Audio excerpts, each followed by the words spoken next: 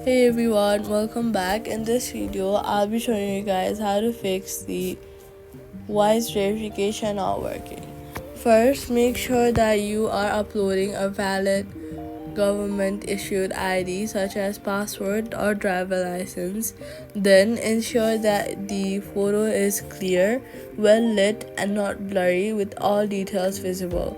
Next, double check your personal information and make sure that it matches exactly with your ID. Then avoid using edited or cropped images such as this can cause verification failure. Now, if the verification fails multiple times, wait for a few while before trying. Then make sure your internet connection is stable during upload processes. If you can also try using a different device or camera for the better image quality.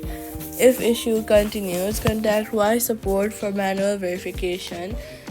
That's how you fix the Wise ID verification issues. If you found this helpful, do not forget to like, subscribe, and hit the notification bell for more helpful tutorials.